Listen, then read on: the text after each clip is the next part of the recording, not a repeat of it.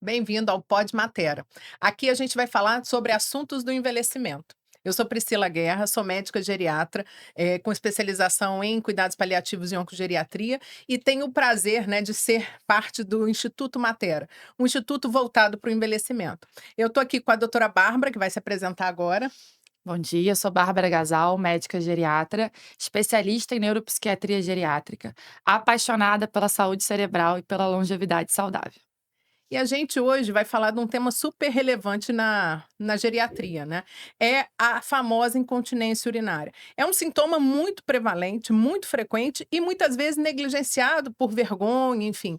Então a gente está aqui com um urologista, Dr. Vitor, né, que vai se apresentar também para nos dizer o que que é mito e o que que é verdade nesse tema. Bem-vindo, Vitor. Muito obrigada por estar aqui com a gente. Eu que agradeço o convite. Sou o Vitor Hugo, o marido da Germana, pai da Júlia, Tereza e Marcos, e também urologista, e cuido da saúde de homens e mulheres, né? Então, o principal público do meu consultório são idosos ainda, apesar de cada vez mais pacientes jovens procurando. E é muito comum essa questão da incontinência urinária aí, que é tão importante a gente estar falando hoje. Perfeito, maravilha. Então, Vitor, vamos começar pelo tema central. Incontinência é normal na idade? Não, isso é uma dúvida muito frequente. Ela é muito mais comum nessa faixa etária, então por isso a pessoa acha que é normal com a idade a pessoa ficar incontinente. Na verdade, a incontinência é sempre um sinal de que tem algum problema no seu corpo. Nunca é normal. Uhum. E, na verdade, assim, o que que é mais prevalente, né, entre homens ou mulheres? Como é que você vê essa questão aí em termos de sexo, né? Porque muitas das vezes as pessoas têm dificuldade de procurar o urologista, né, achando que é só o médico da saúde masculina. Então, me diz o que que você, na sua prática, o que que você vê com mais frequência? Sim, isso é uma outra grande dúvida. A incontinência urinária é um pouco mais comum em mulheres do que em homens.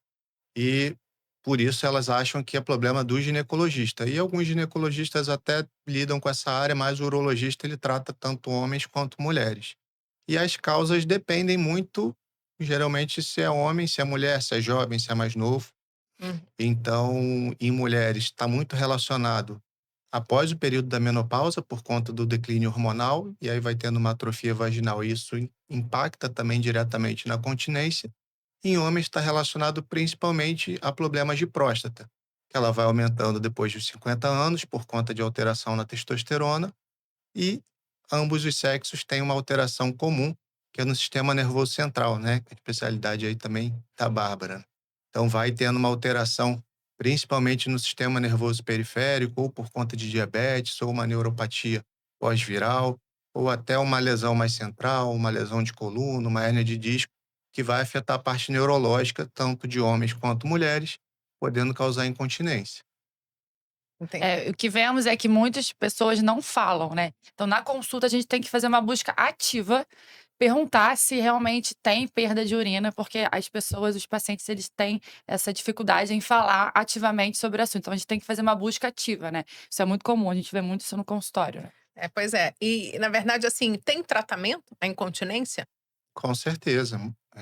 Primeiro a gente define, né, qual a causa do tratamento e a grande maioria deles é reversível, né. Uhum. Muitas pessoas, inclusive, confundem o que é incontinência. Alguns acham que incontinência urinária, a pessoa fala: "Ah, eu não consigo controlar a urina, não consigo segurar, eu vou no banheiro toda hora". Continência urinária seria mais relacionada ao escape da urina, não conseguir segurar a urina e ela acabar escapando de forma involuntária. E essa questão de ir muito ao banheiro, que a pessoa acaba achando que é incontinência, está relacionado com outro problema, mas também não é normal, né? Quanto ao tratamento que a gente, né, vai começar a falar, depende principalmente da causa.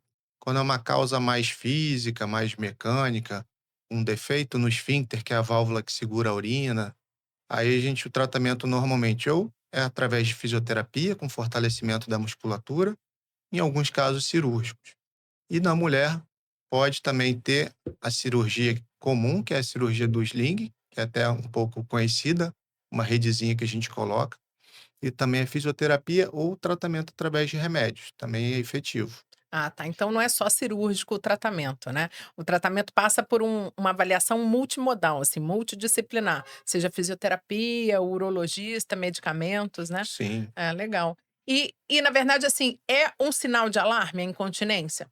Com certeza, porque a incontinência é sempre um sinal de algum problema. Pode ser, por exemplo, como você vai descobrir uma diabetes, né? Então, uma diabetes descompensada de longa data pode se manifestar com uma hiperatividade, com uma incontinência, né? Hiperatividade na bexiga, né? Para Uhum. não causar confusão.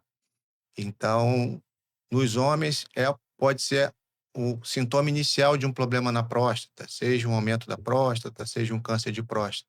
Então, é um sinal de alerta importante, a pessoa não deve ficar, muitas vezes ela fica com vergonha, com receio de falar a respeito, e pode ser um sinal que ajude ele a diagnosticar um problema no início. Perfeito. E assim, a gente ouve falar muito de botox. Funciona o botox para a questão da incontinência? O que que você tem experiência, já viu fazer? O que que você recomenda? Sim, eu já até fiz aplicação em alguns casos. Ele é mais comum para um caso de incontinência relacionada a uma bexiga hiperativa, né? Como a Hum. gente falava antigamente. Hoje em dia tem um termo mais técnico, né? Hiperatividade detrusora, que é o músculo da bexiga, que é quando ele contrai de forma involuntária. Então, normalmente o tratamento inicial é através de medicamentos e a fisioterapia para reforçar a musculatura, mas quando você tenta isso por 6 meses, um ano e não tem um sucesso, aí uma opção seria fazer a injeção do botox, que normalmente é algo que a gente precisa fazer em centro cirúrgico. Em algumas clínicas tem até uma estrutura que você consegue, mas em geral a pessoa pode ir para casa no mesmo dia, é um procedimento super tranquilo. A gente só reserva para um passo um pouco mais à frente, porque normalmente ele não é uma cura definitiva. É um tratamento que dura de 6 a 12 meses. E aí é preciso repetir a dose, depois num segundo momento, se houver necessidade, é isso? Exatamente. Então a gente tenta sempre jogar isso um pouquinho mais para frente, tentar ir controlando com remédios e, na verdade, a gente vai agregando ferramentas, né? A gente começa com remédio, fisioterapia, e aí vai entrando botox, e a gente não tira os passos anteriores, a gente vai acrescentando, e agora tem até a neuromodulação sacral, que você coloca uma espécie de um chip na base da coluna, que ele pode ajudar o centro da micção, que fica na coluna lombar, a fazer uma espécie de um marca-passo da bexiga. Que legal. Então você É, coloca ali, ele pode controlar essas contrações também. Seria o passou último mais grave. passo depois do botox, né? Em casos mais graves e casos selecionados, Casos né? mais avançados ou casos que já estão tratando há muito tempo e podem acabar evoluindo para isso. Ou, às vezes, não é tanto público, mas quando é uma pessoa que já nasce com algum problema na coluna desde criança, tem que passar por isso, acaba tendo que, em algum momento, lançar mão disso. Agora puxando um pouco a sardinha para o meu lado, muitos meus pacientes têm demência, uma demência já moderada, avançada, e muitos têm incontinência. Esse cenário, esse tratamento que você abordou agora, também entraria para esses pacientes nesse contexto de demência moderada, avançada? Com certeza. Tem a questão de ser um procedimento invasivo, mas é até mais tranquilo de fazer do que o próprio injeção de botox, né. Esses E pacientes já usam muita medicação também, né. sim, E aí acrescentar mais medicação também pode exatamente. ter muito efeito adverso, muito efeito Sim. colateral. E muitos têm dificuldade de engolir Sim. comprimido, pode, né, ter algum tipo de complicação.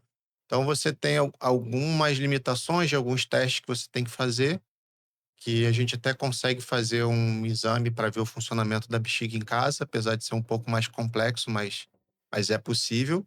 E aí, conseguindo fazer esse diagnóstico, você pode se programar para tentar fazer isso ali numa ida rápida ao hospital, o paciente voltando no dia seguinte, dependendo do horário, até no final do dia para casa. Legal.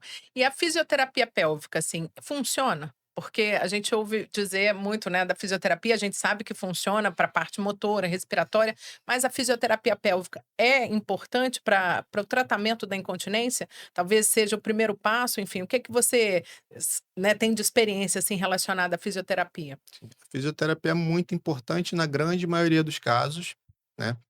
Quando é, por exemplo, associado a uma cirurgia de próstata, é ela basicamente que vai resolver, não há remédio, não há outra coisa que funcione.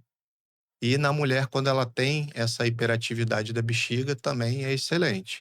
Se for um problema simples de atrofia, aí você tem que ver se aquela mulher fez ou não reposição hormonal na pós-menopausa, se ela ainda tem como fazer um tratamento tópico com hormônios ali, um creme que pode melhorar a atrofia vaginal. Em algumas vezes, só de usar um creme, você resolve o problema. Uhum. Então, às vezes, é mais simples do que parece. É, legal, porque realmente a gente ouve falar da incontinência, né, que é cheio de mitos e cheio de vergonha também, né, porque Uhum. as pessoas não querem, eh, enfim, falar sobre isso, e a gente precisa chamar atenção que de fato não é normal, É, né, e é uma tira muita qualidade de vida, né, as pessoas ficam de fato com vergonha de sair de casa, de confraternizar, de ir para os lugares, então a gente tem que fazer essa busca ativa e a gente tem tratamento, né, então a gente tem que buscar e tem que tratar, porque melhora muito a qualidade de vida. Sim. E, às vezes, até desencadeia um outro problema. Às vezes, pela incontinência, a pessoa acaba tendo que usar fralda ou, muitas vezes, um absorvente. E aí a mulher acaba ficando com candidíase de repetição, ou pode ficar com uma infecção urinária de repetição, ou às vezes mesmo que não seja repetido, né. Uma causa importante de hospitalização dos idosos é a Sim, própria infecção sim. urinária, é muito E aí comum. começa a usar um medicamento atrás do outro. Exatamente, daqui a pouco não tem É. mais nada que funcione, a pessoa tem que internar em vez de tratar em casa. Vitor, e como, assim, na verdade a gente sabe, né, que existem causas masculinas e causas femininas. Só para a gente entender direitinho, para as causas masculinas, né, existe a relação direta com a próstata, mas eu queria que você falasse um pouquinho mais sobre a hiperplasia prostática. É câncer, não é? Porque muitas das vezes as pessoas têm essa dúvida, né, e nada melhor do que ouvir do urologista. Claro.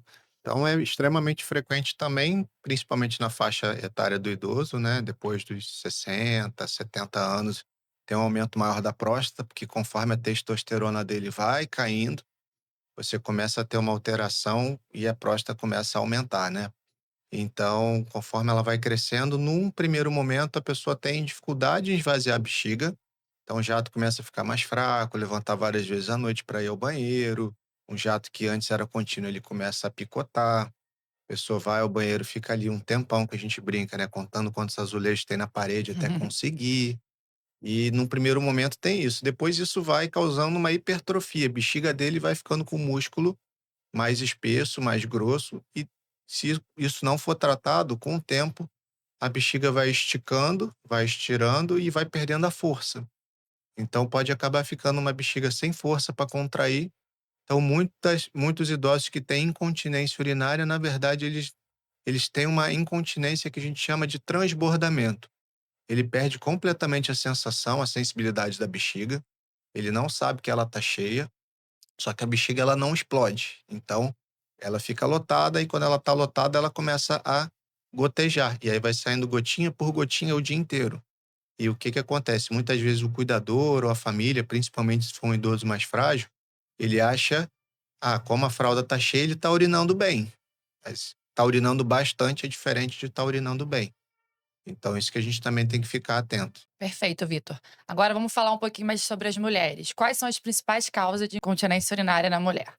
Bom, na mulher, a gente divide em duas principais causas, né? Teria o que a gente chama de urge-incontinência, que é quando a mulher sente uma urgência forte de urinar, que ela sente como se não tivesse um banheiro próximo, ela tem que sair correndo, senão ela vai urinar no meio do caminho, que às vezes acontece, às vezes é só uma sensação.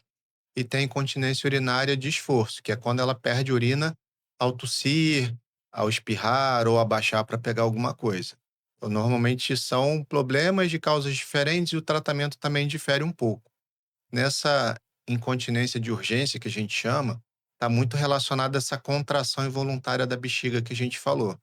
Então, o tratamento principal vai ser com medicamentos que induzem o relaxamento da bexiga, para diminuir essas contrações, e também com a fisioterapia do assoalho pélvico, que você fortalece alguns músculos ali da pelve, e aí você dá uma estabilizada na angulação da bexiga e aí diminui essas contrações.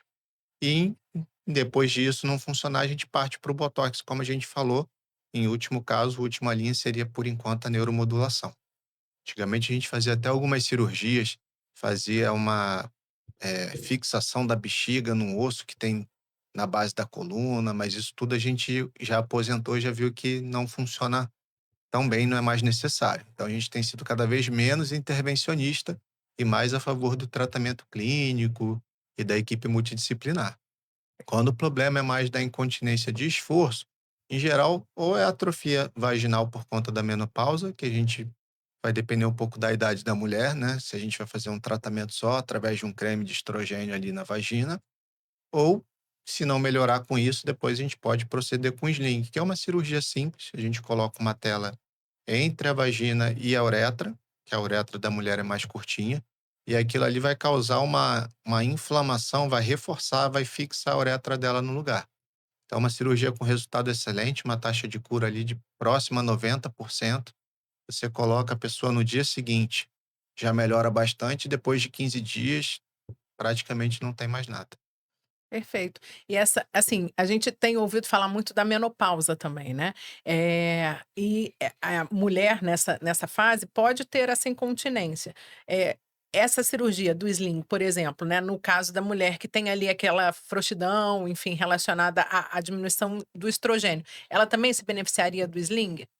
Com certeza, né. A incontinência, principalmente feminina, comete muitas mulheres jovens também, É, né, pois é, por por isso que é importante a gente falar, né, porque não é coisa só de gente mais Idoso, velha, não é. não, é? muito pelo contrário, está relacionado principalmente com a gravidez também e ao excesso de peso. Então, quando a pessoa ganha muito peso, quando a pessoa ficou grávida várias vezes, vai aumentando a chance da pessoa ter uma incontinência mais jovem, mas eu já vi incontinência até numa freira, né, senhorinha. Então não, nem sempre é pós-parto como as pessoas acham, né. Ah, depois da gravidez é normal ficar incontinência. Não, a chance aumenta, mas não está só relacionada à gravidez. E conforme ela vai ficando mais velha, como vai caindo o estrogênio, né, e a menopausa é uma data, é como se fosse um aniversário, né, é quando ela fica 1 ano mesmo sem ter nenhuma menstruação. E é importante a gente pegar o que a gente chama de janela terapêutica. Quando a mulher inicia a reposição hormonal nos primeiros 10 anos da menopausa, você tem tanto melhora desses sintomas de incontinência, que a gente chama de síndrome uretral, como você também tem, quando você tem o maior benefício de prevenir doenças cardíacas, neurológicas, diminuir o risco de câncer de cólon. Então, quando você faz esse diagnóstico, ou você não trata, ou você deixa para iniciar esse tratamento 10 anos depois da menopausa, já a chance de ter um resultado Benefício. efetivo já diminui muito. Ai, que bom, né. Então tem alternativas e tem soluções, né, é sempre possível a gente conversar sobre essas questões né, que são cheias de tabus, e quando indicar ao paciente a ir ao urologista para tratar a incontinência. Eu falo que, assim, o urologista é o melhor amigo do homem, mais que o cachorro, né. Então ele tem que parar de ter medo de ir. Na verdade, todo homem com mais de 30 anos, pelo menos uma vez ao ano, deveria fazer algum exame. Ah, A é par 30 anos? Olha, né, então pelo vamos ter que menos rever pelo as menos um indicações. exame de sangue. A avaliação prostática, a gente começa com 45, Uhum. mas a partir dos 40, ele já começa a ter indicação de fazer endoscopia, colonoscopia, uma ultrassonografia. Então E o ele urologista cuida dessa parte toda. alguns, né, quem tem um olhar um pouco mais Mais clínico, integral para, né, uhum. ou em conjunto com algum clínico que dê o suporte, né, eu faço essa linha de cuidado integral, eu vejo a saúde do homem como um todo, saúde intestinal, reposição hormonal, não avalio só a próstata, mas é importante que os homens, criem essa cultura de começar a ir mais cedo, que prevenir é melhor do que remediar. Ele Sem acha que dúvida. ir até o médico ele está perdendo tempo, e perdendo tempo ele está perdendo dinheiro, que ele não está sentindo nada. E até desse ponto de vista, se ele ficar doente, ele vai ter que parar por muito mais tempo do que um dia. Então ele até tem que ser mais inteligente para ver que é melhor você cuidar antes de quebrar. É. E você falou sobre, reposição hormonal, né. A reposição é indicada para todo homem? E os idosos têm porque para reposição feminina, né, a gente tem algumas contraindicações relativas, né, câncer de mama, endométrio e tal, que a gente hoje está cada vez mais, né, estudando sobre isso, mas e no homem? A testosterona se emprega a reposição para todo homem? Como é que você vê isso? Na verdade, a gente tem que ter 2 coisas, né. Primeiro, uma testosterona abaixo do que era previsto para a idade dele e sintomas. Se ele não tem nenhum sintoma, o problema é o que são sintomas, né. É. O urologista tradicional, o que a gente aprendia na residência, é que sintomas de testosterona baixa era associado a algum problema sexual. E a gente sabe que não, né. Os problemas relacionados à queda da testosterona são vários. cansaço, fadiga, dor no corpo, demora para se recuperar de uma atividade física, desânimo, muitas vezes é um quadro depressivo que se inicia, né? A gente vê muitos homens ali tratando depressão, que o que ele tem é uma testosterona baixa, uma vitamina D baixa, coisa facilmente reversível. Então a gente também está até num processo de educação dos urologistas a identificarem isso de uma forma mais precoce e que isso também não é só uma coisa da idade. Hoje a gente vê homens de 30, 40 anos com a testosterona em média mais baixa do que homens de 70 anos tinham há 20 anos atrás, principalmente por conta de inatividade, resistência a fazer treino de musculação, outros treinos que ganhem massa muscular, excesso de peso, excesso de gordura corporal. Então, não adianta achar que você vai ser saudável só fazendo exame de sangue. Tem que ter um estilo de vida e um corpo saudável para ter uma vida saudável. E tá tudo atrelado. É isso na população mais jovem. E no idoso, assim, a lógica é a mesma, né, para reposição de testosterona e tal, né, a gente, a reposição de testosterona ajuda na incontinência? O que que você, né, acha e que a sua prática nos diz? Na verdade, ele não atua diretamente na incontinência, mas normalmente o paciente que ele está fazendo reposição hormonal, ele acaba que é um paciente que ele está sendo mais acompanhado pelo médico. Diferente daquele médico que ele vai uma vez por ano, faz um exame de rotina, o seu exame de sangue tá bom, volta daqui a um ano, né? É um exame que acaba, é um paciente que acaba indo ao médico pelo menos a cada 3 meses, ele vai avaliando com questionários como está a qualidade urinária dele, como está a qualidade de vida sexual dele, como está o ânimo, a gente avaliar como está a composição corporal. E o idoso tem essa questão também que ele relaciona muito ao peso. Ele não avalia a massa muscular. Ele acha: eu tenho o mesmo peso que eu há 20 anos", e ele acha isso ótimo. Só que provavelmente se ele tem o mesmo peso há 20 anos, ele tem muito mais gordura do que ele tinha e muito menos músculo que ele tinha quando era novo. Então, manter o mesmo peso não necessariamente é sinônimo de saúde, né.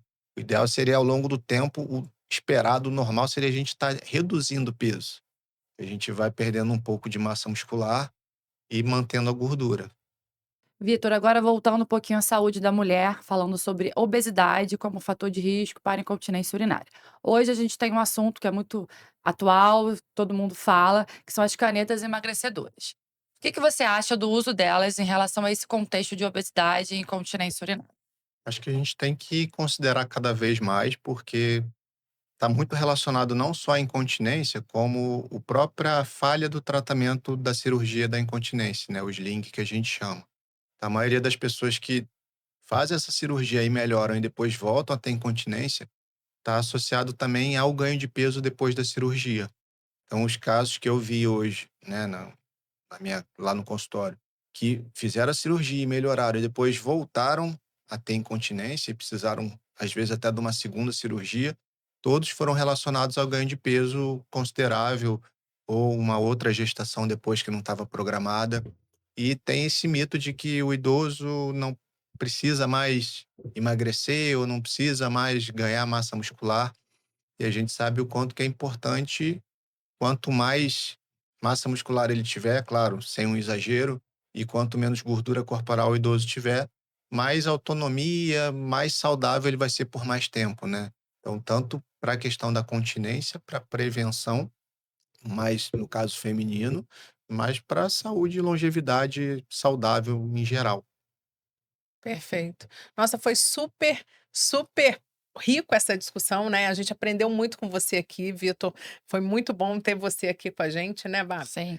O que que você falaria para os pacientes em geral com relação à saúde urológica, né? Primeiro que o urologista, então, não é médico exclusivo de homens, né? Apesar de ser esse mito que a gente tinha antigamente, né? O que que você fala para a população em geral, então, em termos de não só da incontinência, mas de quando procurar o urologista e o que que a gente pode trazer aí para a visão urológica para o contexto geral dos pacientes? Claro. Bom, a gente tem que entender que o nosso corpo ele é perfeito, né? Qualquer alteração, qualquer sinal de mudança é sinal de que alguma coisa não está certa. Então ele dá sinais antes de parar, ele vai tentando se resolver sozinho Ele vai tentando se autorregular, só quando ele não consegue mais é que a gente fica doente. Então, hoje tem várias alterações que a gente consegue identificar antes de virar uma doença.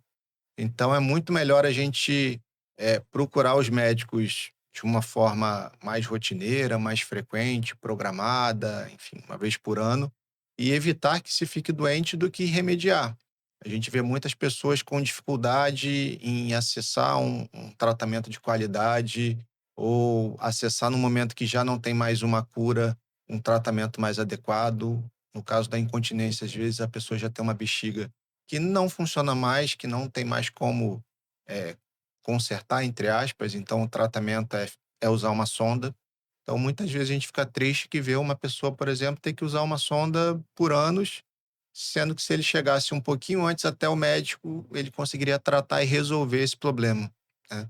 E ficar independente disso. Muitos, inclusive, podem até pegar uma infecção e ir mais cedo por conta de algo que é evitável, né? Então, é por isso que eu acho que a gente tem que insistir cada vez mais na prevenção, né?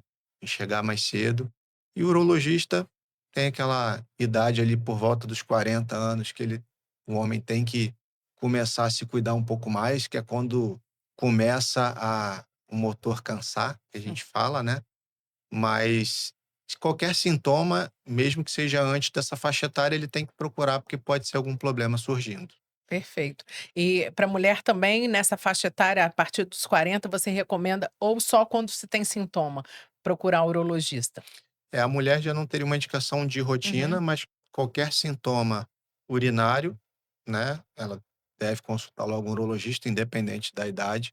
São um pouco mais raros, mas algumas mulheres com 18, com 20 anos já têm alguns problemas. Pode ser, inclusive, uma alteração no sistema nervoso depois de uma infecção viral ou, e outras causas um pouco mais infrequentes, né? Então, qualquer alteração na urina, seja uma incontinência, seja está indo muito ao banheiro, seja está tendo infecções com muita frequência, é sinal de que tem alguma coisa errada e que tem que cuidar. Então, sempre, nesses casos, o urologista deve ser consultado e visitado, né? Com É, certeza. não negligenciar sintomas urinários nunca, né? Exatamente. E procurar um geriatra e um urologista a partir dos 30, 40 anos, quem quer ter um envelhecimento saudável. Acho que esse é o nosso maior aprendizado aqui. É, perfeito. Vitor, e agora assim, para as pessoas, onde as pessoas te encontram, como é que elas te localizam, né, pra gente ter você assim disponível para as avaliações? Sim, lá na Clínica Matera, né, junto. E na rede social, se a pessoa quiser conhecer um pouco mais do trabalho, é bem simples, é doutor.vitorhugo.urologista. Não Ai, tem erro. perfeito.